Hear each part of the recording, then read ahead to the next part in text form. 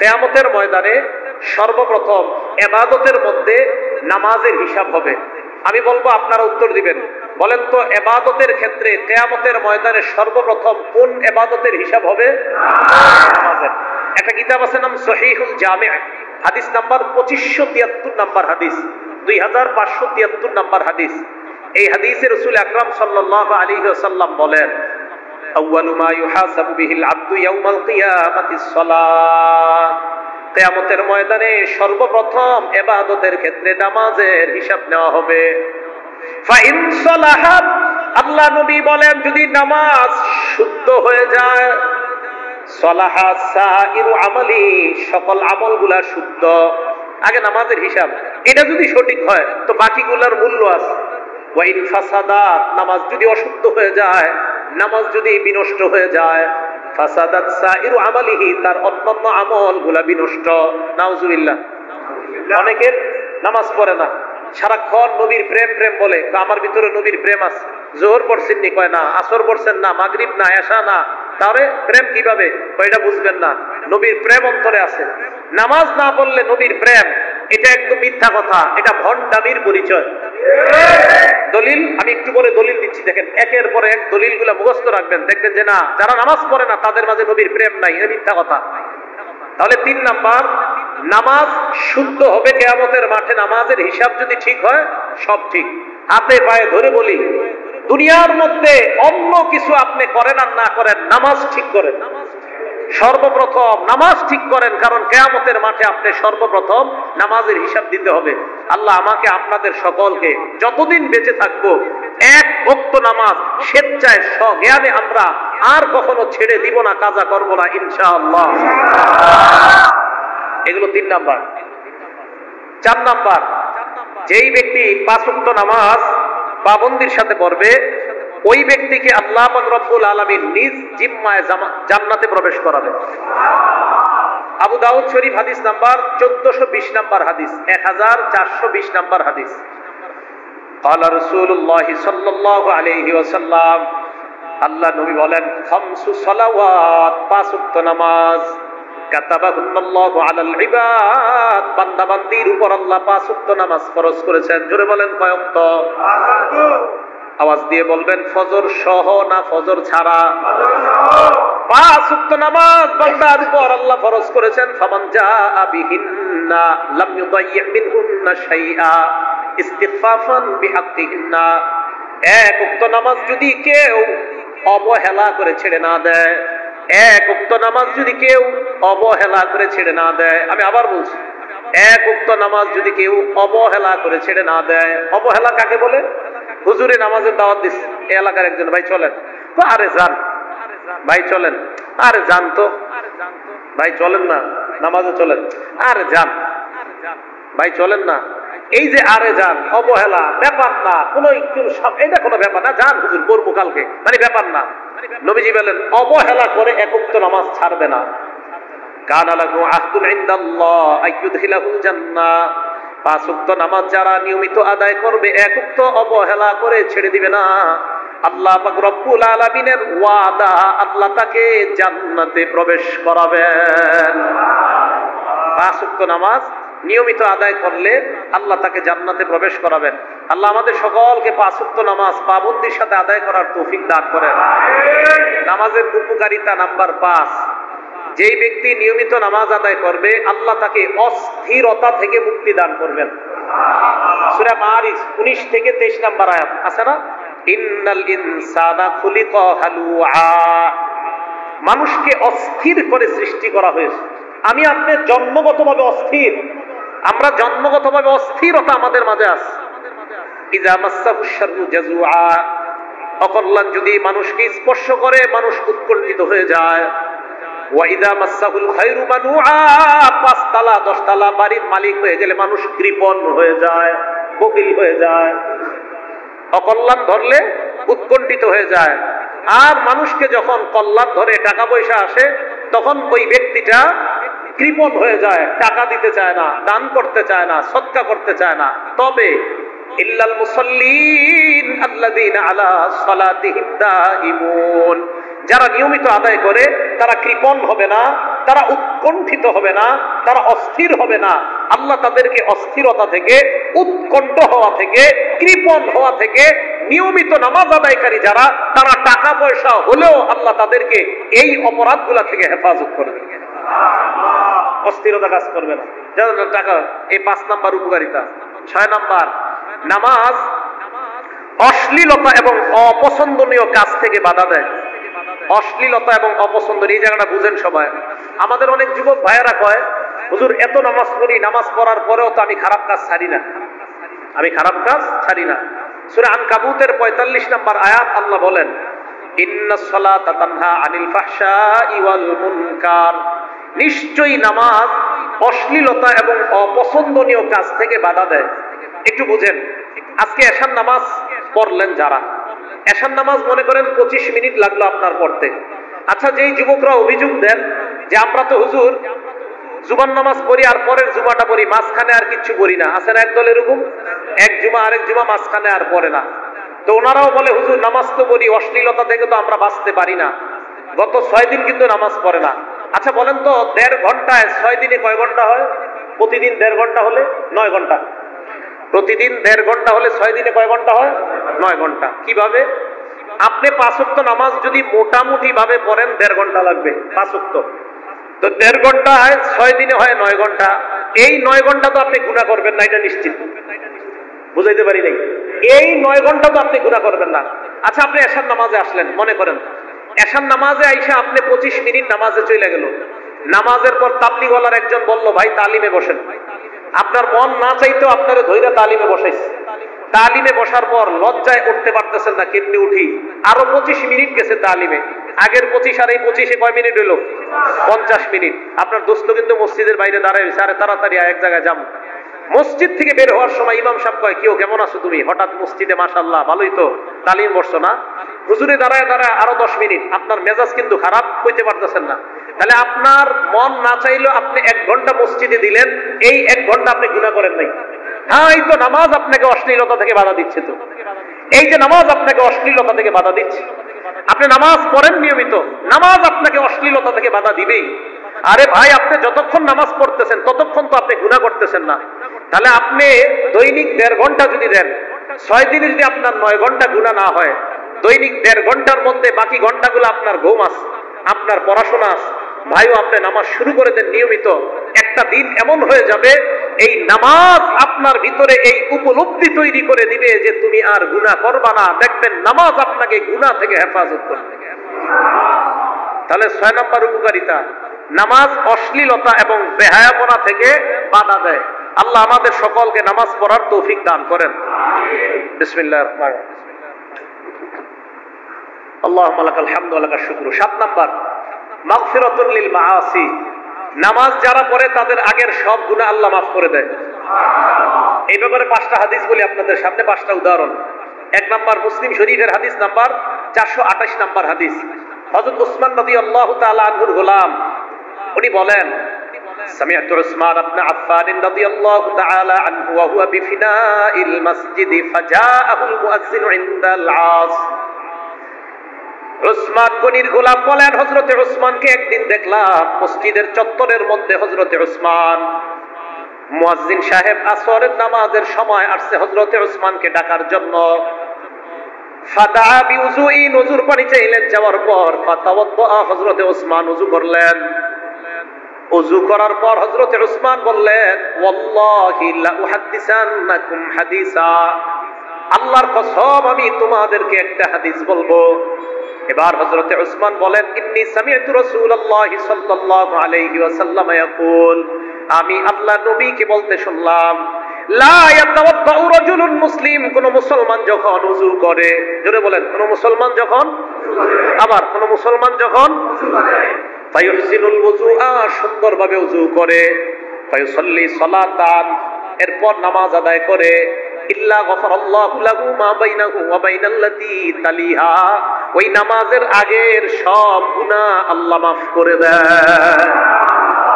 নামাজ শুরু করে দেন, আপনি নামাজ শুরু করে দেন। মুসলিম শরীফের 431 নাম্বার হাদিস, দ্বিতীয় উদাহরণ।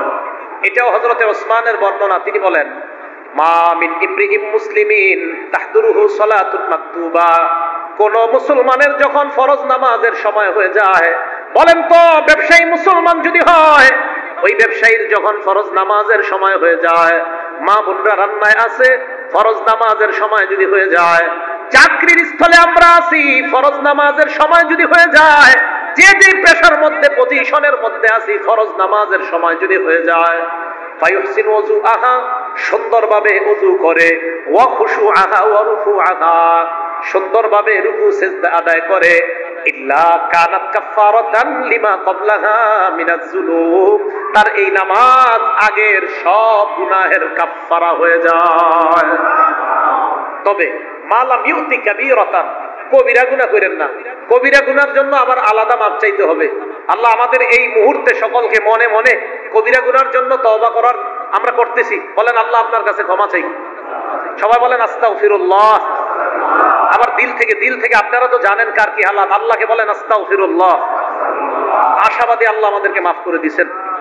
তিরমিজি শরীফের 3540 নম্বর হাদিস, 3540 নম্বর হাদিস, আল্লাহ পাক রব্বুল আলামিন বলেন, ইয়া আদম ইন্নাকা রাজাউতানি ওয়া মা দাআউতানি মা রাজাউতানি ওয়া মা দাআউতানি, আমাকে তুমি যতক্ষণ ডাকবা, যত আশা আমার কাছে করবা, গফারতু লাকা আলা মা কানা ফিকা লা উবালি, আমি তোমার অপরাধ ক্ষমা করে দিব, এতে আমি আল্লাহ কোনো পরোয়া করি না।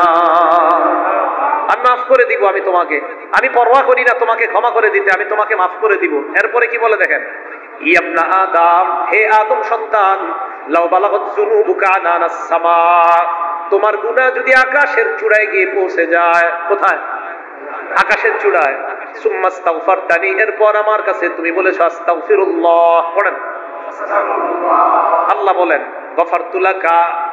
গফারতু লাকা লা উবালি, আমি তোমার আকাশের চূড়া পরিমাণ গুনাহ মাফ করে দিতে কোনো পরোয়া করি না। এটাও মাফ করে দেয় আল্লাহ।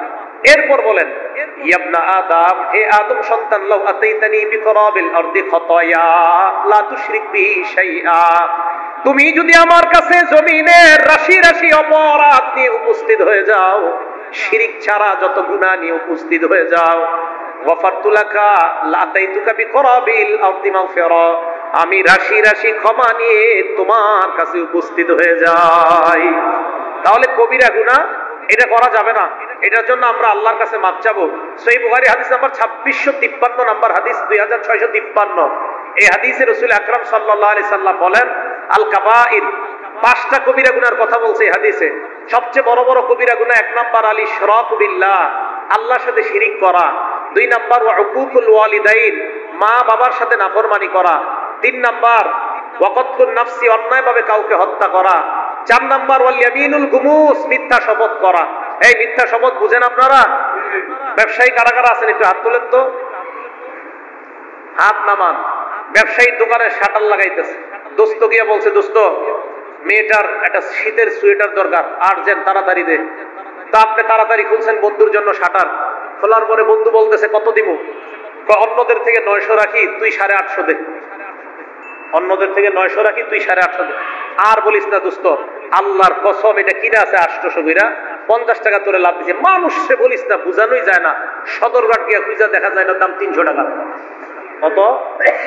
যদি না হয় ঠিক আছে, কিন্তু হইলে এই যে আপনি মিথ্যা শপথ করলেন, এই যে আপনি মিথ্যা শপথ করলেন, এই মিথ্যা শপথের মাধ্যমে আপনি আপনার সোয়েটার বিক্রি করলেন, এটা হারাম। 5 নাম্বার শাহাদাতু জুর, মিথ্যা সাক্ষী দেওয়া হারাম। অপরাধী নিরপরাধ হয়ে যায়, নিরপরাধী অপরাধী হয়ে যায় মিথ্যা সাক্ষীর কারণে, ঠিক না? এই কবিরা গুনাহ করা যাবে না। তাহলে নামাজ সগীরা গুনাহ মাফ করে দেয়, আশা করা যে কবিরা গুনাহ আল্লাহ মাফ করে দেয়, বলেন আমিন। মনে আসেনি? উদাহরণ নাম্বার 2 দিছিলাম মুসলিম শরীফের। 3 নাম্বার উদাহরণ মুসলিম শরীফের 440 নাম্বার হাদিস। এই হাদিসে রাসূল আকরাম সাল্লাল্লাহু আলাইহি সাল্লাম বলেন, as-salawatul khamsu, 5 ওয়াক্ত নামাজ, ফজর পড়ার পর যোহর, যোহর পড়ার পর আসর, আসর পড়ার পর মাগরিব, মাগরিব পড়ার পর এশা। মাঝখানে যে অপরাধগুলো হয়ে যায়, আল্লাহ নবী বলেন আগের নামাজ আর পরের নামাজের মাঝখানের অপরাধগুলা পরবর্তী নামাজ আগের অপরাধের জন্য কাফফারা হয়ে যায়। ওয়াল জুমাতু ইলাল জুমা, এক জুমার পর আরেক জুমা পর্যন্ত যে সগীরা গুনাহ হয়ে যায়, পরের জুমা পড়ার কারণে আগের গুনাহগুলো আল্লাহ মাফ করে দেয়। ওয়া রমাদানু ইলা রমাদান মুকাফফিরাতুন মা বাইনাহুন্না, এক রমজানের মাঝখানে আরেক রমজান, এই দুই রমজানের মাঝখান পর্যন্ত যে গুনাহগুলো আপনার হয়ে যায়, হয়তো এখনো মাফ হয় নাই, রমজান মাস আসার পর ইয়াকিনের সাথে রমজানের রোজা শুরু করে দেন, বিশ্বাসের সাথে শুরু করে দেন, আল্লাহ পাক গত এক বছরের সকল গুনাহ মাফ করে দেন। তাহলে এইগুলা নামাজ আপনার আগের অপরাধ মাফ করে দেয়। আরেকটা হাদিস শুনি আমরা, মুসলিম শরীফের 1409 নম্বর হাদিস। এই হাদিসে রাসূল আকরাম সাল্লাল্লাহু আলাইহি সাল্লাম বলেন, মাসালুস সালাওয়াতিল খামসি কামাসালি নাহরিন জারিন গামদিন আলা বাবি আহাদিকুম ইয়াগতাসিলু ফীহি কুল্লা ইয়াউমিন খামসা মাররাত। তোমাদের কারো বাড়ির সামনে একটা পুকুর আছে, ওই পুকুরের মধ্যে যদি 5 বার ওযু গোসল করো, ওই ব্যক্তির শরীরের মধ্যে কোনো নাপাকি থাকবে কিনা? আল্লাহর নবী বলেন, 5 ওয়াক্ত সালাত তোমরা যারা আদায় করবা, তোমাদের জিন্দেগীর গুনাহগুলা আল্লাহ ধুয়ে মুছে সাফ করে দেয়। একটা কিতাব আছে নাম ফাতহুল বারি, কি নাম? লেখকের নাম ইবনে হাজার আসকালানী। এটা হলো বুখারী শরীফের ব্যাখ্যা গ্রন্থ ফাতহুল বারি। এই ফাতহুল বারির লেখকের নাম ইবনে হাজার আসকালানী। তবে আমি যেই ফাতহুল বারির নাম বলছি, এটার লেখকের নাম ইবনে হাজার আসকালানী না, এটার লেখকের নাম ইবনে রজব। কি নাম? ইবনে রজব। 4 নম্বর খণ্ড 344 নম্বর পৃষ্ঠা। আব্দুল্লাহ ইবনে মাসউদ রাদিয়াল্লাহু তাআলা আনহুর একটা বর্ণনা, তিনি বলেন, তাহতারিকুনা, তোমরা গুনাহের আগুনে দগ্ধ হচ্ছ। ফাইদা সাল্লাইতুমুল ফাজর, ভাইও শুনেন, সারা রাত গুনাহের আগুনে দগ্ধ হয়ে গিয়েছেন, তওবা করে ফজরের নামাজ শুরু করে দেন। ফাইদা সাল্লাইতুমুল ফাজর ওয়াসালাতহা, যেই মাত্র ফজর পড়বা, তোমার এই যে গুনাহের আগুনে তুমি দগ্ধ হয়েছ, এই আগুনে দগ্ধ হওয়া শরীরকে ফজরের নামাজ ধুয়ে মুছে সাফ করে তোমাকে আবার নতুন মানুষ বানায় দিবে। এইভাবে এশা পর্যন্ত প্রত্যেকটা নামাজ। নবীজি বলেন, সুম্মা তানামুনা হাত্তা তাস্তাইখিজুন, আজকে থেকে নিয়ত করেন যে আমি ফজরের আগে যা গুনাহ হয়ে গেছে আমার, কালকে ফজর পড়েন, পড়ার পর এরপরে কালকে এশা পর্যন্ত। নবীজি বলেন, নবীজি সাহাবা আব্দুল্লাহ ইবনে মাসউদ বলেন, এরপর এশাটা বইরা ঘুমায়া যাও। ফালা ইউক্তাবু আলাইকুম হাত্তা তাস্তাইখিজুনা, জাগ্রত হওয়ার আগ পর্যন্ত আর তোমার গুনাহ লেখা হবে না, গুনাহের আগুনে আর জ্বলতে হবে না, কারণ তুমি এশা পড়ছো, আবার ফজর পড়ছো, মাঝখানে যে ঘুমিয়েছিলা, এই ঘুমের মধ্যেও তোমার নামে শুধু সওয়াব আর সওয়াব লিপিবদ্ধ। তাহলে নামাজ গুনাহ মাফ করে দেয়। আল্লাহ আমাদের সকলকে 5 ওয়াক্ত সালাত জামাতের সাথে আদায় করার তৌফিক দান করেন। কয় নম্বর উপকারিতা গেল? 7 না 7 কি চাই? 1 নাম্বার নামাজ মনের শান্তি, 2 নাম্বার নামাজ নূর, 3 নাম্বার নামাজ শুদ্ধ সব শুদ্ধ, 4 নাম্বার নামাজ পড়লে জান্নাত, 5 নাম্বার নামাজ অস্থিরতা থেকে মুক্তি, 6 নাম্বার নামাজ অশ্লীলতা অপছন্দনীয় কাজ থেকে বাধা দেয়, 7 নাম্বার নামাজ গুনাহ মাফের কারণ। আপনারা ভালো ছাত্র হইতে পারেন নাই, হ্যাঁ? ছাত্ররা মন দিয়ে শুনতে হবে, ঠিক না? এজন্য আমরা চেঞ্জ করে ফেলবো পুরো দুনিয়াকে ইনশাআল্লাহ। কোরআন সুন্নাহের মাধ্যমে প্রত্যেকটা মাহফিল আমাদের কোরআন সুন্নাহর ক্লাস হবে। প্রত্যেকটা মাহফিল কোরআন সুন্নাহর ক্লাস, প্রত্যেকটা মসজিদ জুমার দিন কোরআন সুন্নাহর ক্লাস হবে। আপনারা এলাকার কিছু মানুষ হুজুরে যেদিন কোরআন সুন্নাহ একটু বেশি কয়, ওই দিন হুজুরের নামাজের পরে কোন কি হুজুর আজকে একটা ঘটনাও কইলেন না, খালি কোরআন হাদিস কইলেন। মেসারাই আপনাকে এরকম ঠেলাঠেলির কারণে এরপরে চিন্তা করে অন্য একটা কিছু বলা যায় কিনা। সবাই তৈরি হয়ে যান, না হুজুর আপনি ক্লাসে আমাদের ছাত্রদেরকে যা পড়ান, আপনি মিম্বরে বৈশা আমাদেরকে কোরআন হাদিস গুলাই পড়ায়েন। কি মুসল্লি ভাইরা তৈরি আছেন তো ইনশাআল্লাহ? কোরআন হাদিস বেশি শুনবেন, কোরআন হাদিস অনুযায়ী জীবন গড়বেন, ইনশাআল্লাহ দুনিয়া থেকেই জান্নাতি হয়ে কবরে যাইতে পারবেন।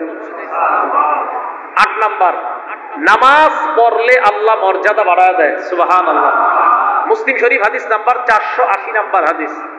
ওলামায়ে কেরাম এখানে আছি আমরা যারা মুসলিম শরীফের হাদিসগুলা মিলাবো, অন্যান্য কিতাবের সব হাদিস মিলে যাবে, শুধু মুসলিম শরীফটা যদি ওলামায়ে কেরাম মিলাইতে চান, হয়তো আপনারা প্রয়োজনের খাতিরে এই নাম্বারগুলো দেখতে পারেন। আমি যে মুসলিম শরীফের নাম্বারগুলো বলতেছি, এই মুসলিম শরীফের নাম্বারগুলো মিলবে যদি হাদিস মোট হয় 7453টা। 7453 হলে নাম্বারগুলো মিলবে।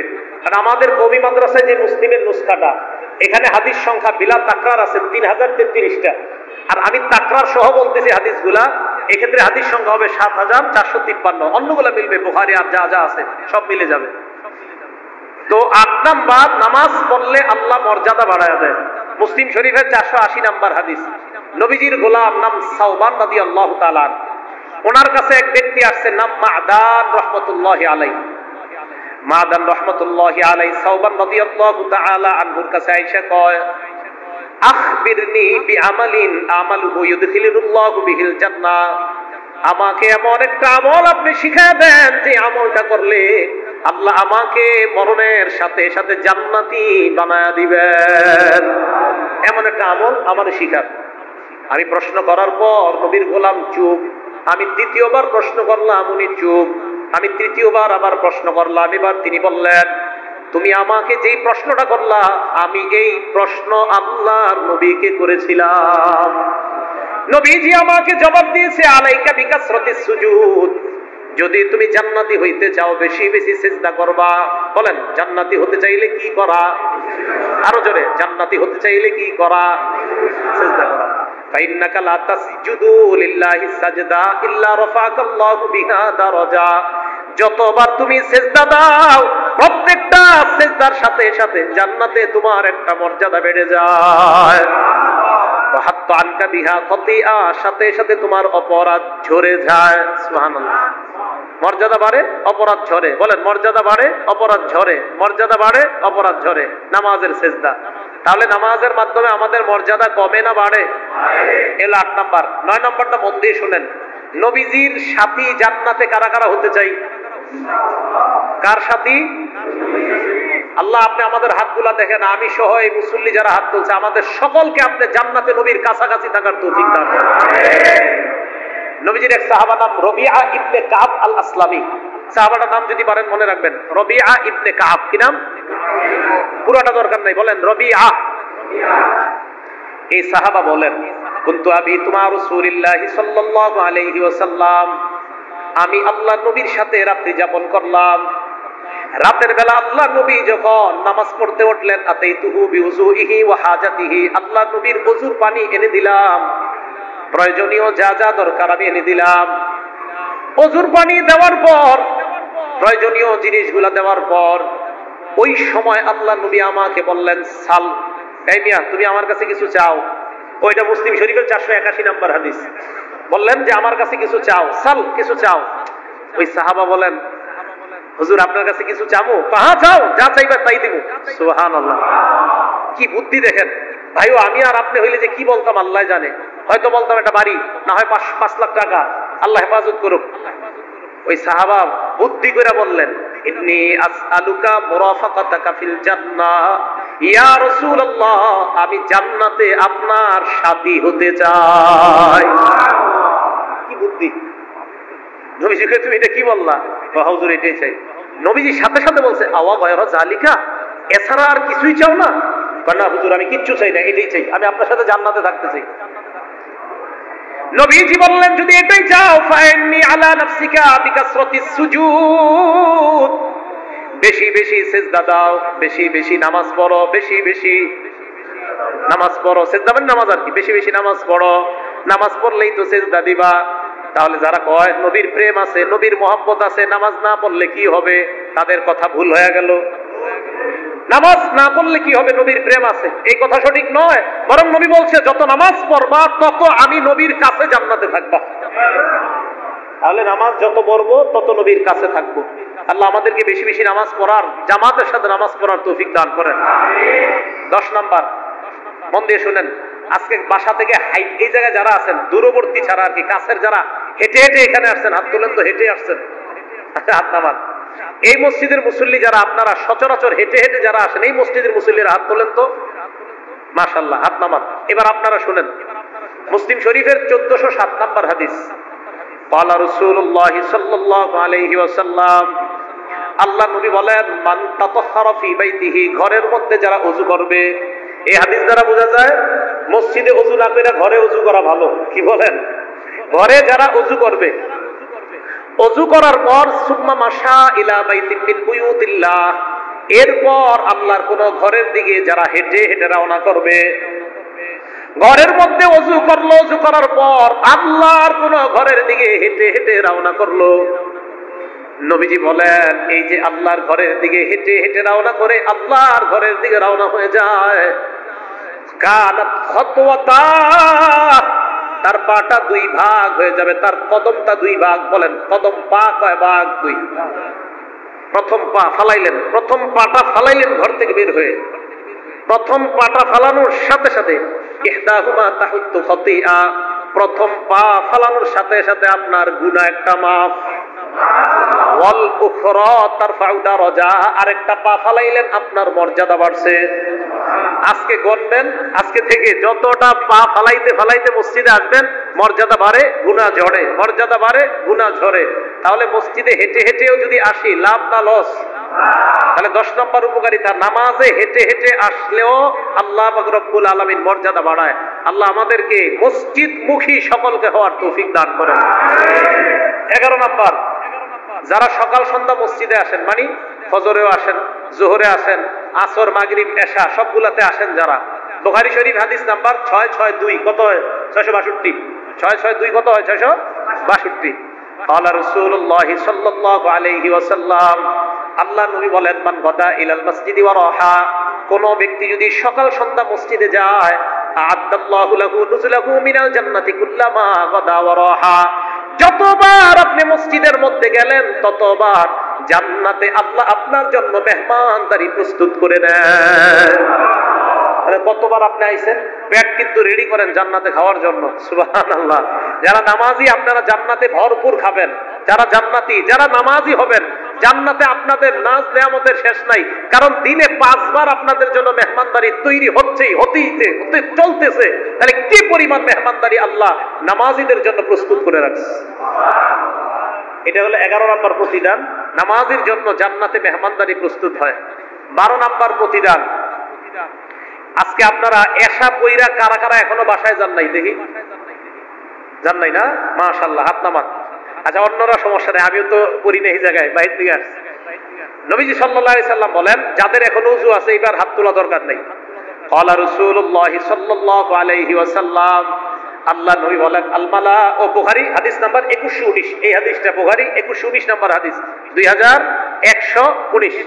নবীজি বলেন, আল মালাইকাতু আলা আহাদিকুম, আল মালাইকাতু তুসাল্লি আলা আহাদিকুম, নবীজি বলেন তোমাদের কোন ব্যক্তির উপর ফেরেশতারা তুসাল্লি আলা আহাদিকুম মা দামা ফি মুসাল্লাহুল্লাযী ইউসাল্লি, তারপর বসে আসে তাসবিহ করে সুবহানাল্লাহ আস্তাগফিরুল্লাহ, অথবা এমনি আপনি আশার নামাজ পড়ে এমনি বসে রয়েছেন মসজিদে, কোনো কাজ নাই, এমনি বসে রয়েছেন। নবীজি বলেন তুমি যে এইভাবে বসে আছো, ওযু যাওয়ার আগ পর্যন্ত ফেরেশতারা তোমার জন্য 2টা দোয়া করে। সুবহানাল্লাহ। কয়টা? 1 নাম্বার, আল্লাহুম্মা সাল্লি আলাইহি, আল্লাহ তুমি এই যে মসজিদে বসে আছে বান্দা, তার উপর তুমি শান্তি নাজিল করে দাও। 2 নাম্বার, ওয়ারহামহু, আল্লাহ তুমি এই মসজিদে যে বান্দা বসে আছে তাকে রহমতের চাদর দ্বারা তুমি ঢেকে নাও। ফেরেশতা আবার আপনার জন্য মসজিদে বসে থাকলে দোয়া। তাহলে বলেন মসজিদে যতক্ষণ থাকি লাভ না লস? হ্যাঁ, এই জন্যই তো নামাজ অশ্লীলতা থেকে আপনাকে মুক্তি দেয়। বসে থাকবেন, কোনো গুনাহ হবে না। এই গেল 12। 13 নাম্বার, জোহর পড়তে আসছেন মসজিদে, এই মসজিদে জামাত কয়টায়? 1টায়। মনে করেন 1টায়, বা কোনো মসজিদে 100টা আসছেন, 1টা 5-এ সুন্নত পড়তে পড়তে 1টা 10 বা 15 বেজে গেছে, আরো কয় মিনিট বাকি? 15 মিনিট। এই যে বৈশা রয়েছেন, এই যে আপনি নামাজের অপেক্ষা করতেছেন, এটার কি উপকারিতা? 13 নাম্বার উপকারিতা বর্ণনা করতেছি। আপনি নামাজের জন্য বসে আছেন, এমনি বসে আছেন নামাজের জন্য, অটোমেটিক আপনার গুনাহ মাফ হইতেছে। দলিল মুসলিম শরীফের 475 নাম্বার হাদিস। ক্বালা রাসূলুল্লাহ সাল্লাল্লাহু আলাইহি ওয়াসাল্লাম, আল্লাহ নবী বলেন, আলা আদুল্লুকুম আলা মা ইয়ামহুল্লাহু বিহিল খাতায়া, আমি কি তোমাদেরকে এমন আমলের ব্যাপারে বলবো না যে আমল তোমাদের গুনাহগুলা ধুয়ে মুছে সাফ করে দেয়? সাহাবারা বলেন ইয়া রাসূলুল্লাহ, আল্লাহ নবী বললেন 3টা আমল। 1 নাম্বার, ইসবাগুল উযুই আলাল মাকারি, যারা একটু কষ্ট হওয়া সত্ত্বেও যারা ওযু করেন, কষ্ট হওয়া সত্ত্বেও যারা ওযু করেন, এর কষ্ট তারপরে ওযু করেন। ওযু করিনি আমরা, ওযু কিন্তু সুন্দরভাবে করেন। ওযু যারা সুন্দরভাবে করব আমরা, আমাদেরকে আল্লাহ নবী বলছে, তোমরা আমার ভাই, আমি তোমাদেরকে কিয়ামতের মাঠে তোমাদের ওযুর অঙ্গগুলা দেখেই চিনে নিব। দলিল মুসলিম শরীফে 472 নম্বর হাদিস। নবীজি সাল্লাল্লাহু আলাইহি সাল্লাম সাহাবাদেরকে বলছে, আমি আমার ভাইদেরকে এখনো দেখি নাই।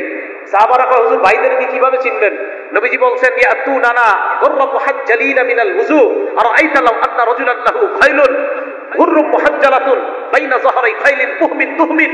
কালো নিকশ ঘোড়ার মধ্যে একটা সুন্দর সাদা, মাথাটা সাদা, হাত সাদা, পা সাদা, অন্যান্য কালো ঘোড়ার মধ্যে এটা যেমন পাওয়া যাবে, কিয়ামতের ময়দানে আমার ভাইদের এই অঙ্গগুলা এমন ভাবে চকচক করতে থাকবে, আমি দেখলেই চিনতে পারবো এরাই আমার ভাই। আমি হাউজে কাউসারের পারে তাদেরকে পানি পান করার জন্য দাঁড়িয়ে থাকবো। তাহলে ওযু সুন্দরভাবে করতে হবে। কথা বুঝে আসছে? মনে আসেনি? নবীজি বলতেছেন, মুসলিম শরীফে 475 নম্বর হাদিস শোনাই দিয়েছে, ইসবাগুল ওযুই আলাল মাকারিহ, কষ্ট হইলে ওযু করা। 2 নাম্বার ওয়া কাসরাতুল খুতা ইলাল মাসাজিদ, যত বেশি হাইটা মসজিদে যাওয়া যায় তত বেশি গুনাহ মাফ। কাসরাতুল খুতা, বেশি বেশি হাইটা যাওয়া। 3 নাম্বার, এক সাহাবা অনেক দূর থেকে আসতো মসজিদে। সাহাবারা কয়, মিয়া তুমি তো পারলো, কাছাকাছি কোনো একটা ঘর বানায় নিতা, অথবা তুমি একটা বাহন কিনা নাও, এই বাহন দিয়ে আসবা। কয়, না না, আমি বাহন কিনবো না। নবীজি বলছে, যত হাঁটবো তত সওয়াব পাই, দূরেই ঘর রাখবো, কাছে ঘর বানাবো না। দূর থেকে প্রতি উক্ত নামাজে আইসা আমি আমার সওয়াব কামাই করতে চাই। সাল্লাল্লাহু বলেন। তাহলে 2 নাম্বার কাসরাতুল খুতা। 3 নাম্বার ওয়া ইন্তিজারুস সালাতি বাদাস সালাহ, নামাজের জন্য আপনি যদি অপেক্ষা করেন, নামাজের জন্য আপনি বসে আছেন, নামাজের অপেক্ষা, আল্লাহ পাক এই যে অপেক্ষা করতেছেন আপনার গুনাহগুলা ঝরে মুছে সাফ করে দেন। তাহলে নামাজের জন্য বসে থাকলেও লাভ না লস? তাহলে ইমাম সাহেব যদি মাঝে মাঝে 1-2 মিনিট আসতে দেরি হয়, ঘাড় সবাই মিলে এইভাবে আর করবো না, ঠিক না? এবার ইনশাল্লাহ 2-3 জন বসে, 1 মিনিট দেরি হইলে সবার ঘাড় পিছনে যায় কেন বলেন? সিনেমা হলের লাইনে আপনি কখনো এরকম করছেন? তা তো করেন না। আপনি মসজিদে আসলে 1 মিনিট দেরি হইলে সবার ঘাড়, মানে হুজুরে আসে না কেন? 2 জায়গায় ঘাড় যায়। যদি 1 মিনিট হুজুরে ইমাম সাহেব আসতে দেরি হয়, 2 জায়গায় মুসল্লির ঘাড় যায়। এক ঘড়িতে, যদি ঘড়ি সামনে না থাকে পিছনের ঘড়িতে সবাই। আর হলো হুজুর যেই দরজা দিয়ে আসে ওই দরজায় সবার চেহারা। আরে ভাই, হুজুর 1 মিনিট দেরি করে আসা মানে ওই 1 মিনিটও আপনার কিছু গুনাহ ঝরে যাওয়া। কথা বুঝে আসছে? কি দেরি করে আসার কোনো দলিল নাই? ইমাম সাহেব দেরি করে আসতে পারে, দলিল নাই? আরে নবীজি দেরি করে আসছে, দলিল মুসলিম শরীফের 1332 নম্বর হাদিস। এশার নামাজে নবীজি দেরি করে আসছে, অনেক দেরি করে আসছে। দেরি করে আসে না কেবল, মাঝে মাঝে ইমাম সাহেবের কোনো ব্যস্ততার কারণে 2 মিনিট দেরি হইতে পারে। আল্লাহর হস্তে মসজিদের দায়িত্বশীল যারা আছেন, ইমাম সাহেবকে অন্য ধরনের কথা বলবেন না, 1 মিনিট দেরি হয়ে গেল। মহব্বতের সাথে আমরা বিষয়গুলো বোঝার চেষ্টা করব, আল্লাহ তৌফিক দান করেন। তাহলে 13 নাম্বার উপকারিতা জানলাম, নামাজের জন্য বসে থাকলেও সওয়াব আছে না নাই? 14 নাম্বার আবু দাউদ শরীফের 458 নাম্বার হাদিস, ক্বালা রাসূলুল্লাহ সাল্লাল্লাহু আলাইহি ওয়াসাল্লাম, আল্লাহ নবী বলেন, যারা ঘর থেকে পবিত্র অবস্থায় বের হয়ে মসজিদের মধ্যে আসে, আসার পর নামাজের মধ্যে দাঁড়ায়, আজরুহু কাজরিল হাজ্জিল মুহরিম, ইহরাম বেঁধে হাজী সাহেব হজ করলে যে সওয়াব, আল্লাহ পাক ওই মুসল্লির আমলনামায় ওই পরিমাণ সওয়াব লিপিবদ্ধ করে দেয়। ইহরাম, তাহলে ইহরাম বেঁধে হজকারীর সওয়াব পাবে মুসল্লি। 14 নাম্বার। 15 নাম্বার নামাজের উপকারিতা, সহিহুল জামে ওয়াল জামিউস সগীর নামক কিতাবের 445 নাম্বার হাদিস। এই হাদিসে রাসূল আকরাম সাল্লাল্লাহু আলাইহি সাল্লাম বলেন, আপনারা এখনো যারা বাসায় যান নাই, আপনারা যারা নামাজ পড়ে এখনো বাসায় যান নাই, নবীজি বলছেন, কানা ফিস সালাতি হাত্তা ইয়ারজিআ ইলা আহলিহি, আপনারা যতক্ষণ বাসায় না যাবেন, বাসায় যাওয়ার আগ পর্যন্ত নামাজে থাকলে যে সওয়াব, ওই সওয়াবগুলো আপনাদের আমল নামায় চলতেছে, এখনো লেখা হচ্ছে। এলো 15 নাম্বার উপকারিতা। তাহলে মসজিদে নামাজ পড়তে আইসা বাসায় যাওয়া যত দেরি হবে, লাভ হবে না লস হবে? তা আবার আপনি এমন করেন না, মসজিদের একটা নিয়ম কানুন আছে অনেক মসজিদের, যে নামাজের 15-20 মিনিট পরে গেট বন্ধ হয়, না হয় চুরি হওয়ার সম্ভাবনা। না, আপনি মাশাআল্লাহ আধা ঘন্টা আবার বসে থাকেন না, নিয়ম নীতি মানতে হবে আমাদের। আমার বয়ান শোনার পর আপনাদের মসজিদের নিয়ম নীতি যেন ভঙ্গ না হয়, আবার এটা খেয়াল রাখতে হবে আমাদের। এই 15টা উপকারিতার কথা বললাম নামাজের। তাহলে বলেন তো, নামাজ পড়বো না প্রতিষ্ঠিত করব? প্রতিষ্ঠিত। প্রতিষ্ঠিত করা দ্বারা উদ্দেশ্য, 1 নাম্বার, নিজে নামাজ খুশু খুজুর সাথে রুকুগুলো সঠিকভাবে আদায় করা। 2 নাম্বার, নামাজ একাগ্র চিত্তে আদায় করা। 3 নাম্বার, নামাজের ব্যাপারে পরিবারকে আদেশ করা, 4 নাম্বার সমাজে নামাজ কায়েম করার চেষ্টা করা, 5 নাম্বার রাষ্ট্রে নামাজ কায়েম করার চেষ্টা করা। নামাজের 15টা উপকারিতার কথা আমরা জানলাম। আল্লাহ পাক রব্বুল আলামিন আমাদের সকলকে সালাতের মাধ্যমে আমরা আমাদের জীবনটা যেন আলোকিত বানিয়ে আমরা কবরটাকেও আলোকিত বানাইতে পারি, আল্লাহ তৌফিক দান করেন। আমিন। ওয়া আখিরু দাওয়ানা আনিল হামদুলিল্লাহি রাব্বিল আলামিন।